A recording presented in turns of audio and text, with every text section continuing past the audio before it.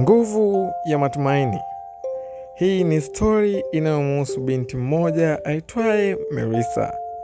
Karibu sana ndugu msikilizaji, uweze kujifunza kitu katika stori hii. Ni kijiji cha Mwangaza kilichokuwa na wakazi wenye maisha magumu sana, na ndani ya kijiji hicho ndipo alipokuwa akiishi mtoto Melissa. Melissa alikuwa na ndoto kubwa kuliko hali ya maisha yao.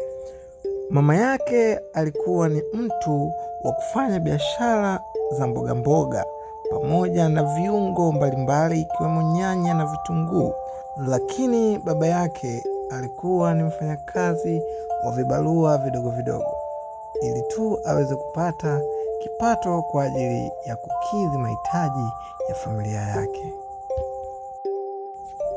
Melissa, Melissa, licha ya hali ngumu katika maisha yao, Melissa alipenda sana kwenda shuleni.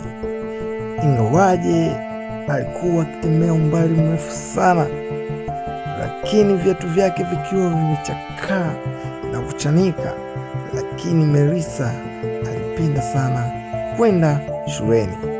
Ingawaje alichelewa, ingawaje ilimbidi amsaidie mama yake kazi ndogo ndogo za nyumbani, lakini Melissa alitambua thamani ya shule.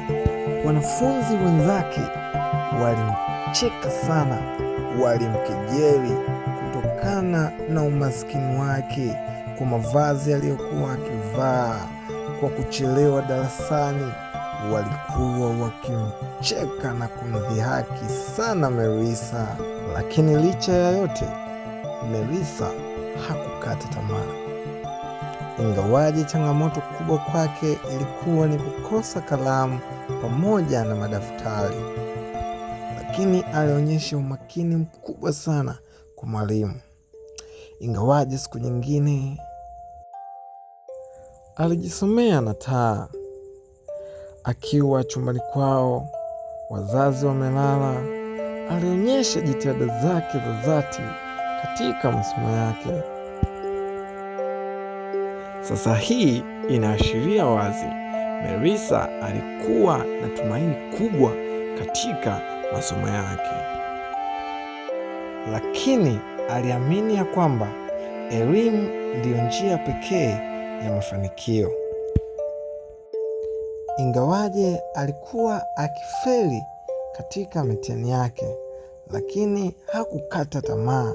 Aliendelea kusoma kwa juhudi na kuomba msaada kwa walimu wake.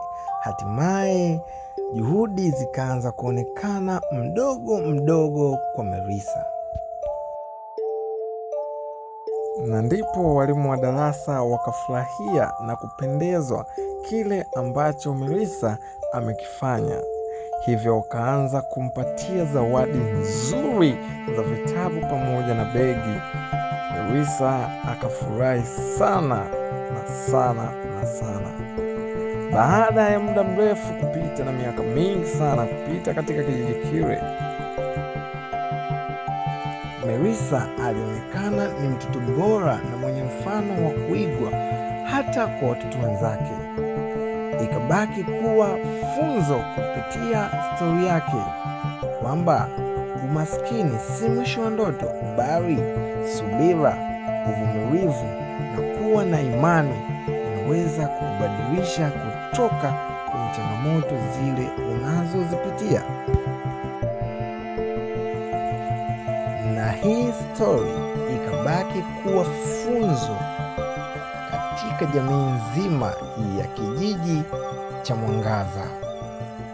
Hata leo kumbuka, kesho yako inajengwa na kuto kukata tamaa hivi leo. Asante sana kwa kuwa nami, Peter Makima. Asante sana kwa kunisikiliza.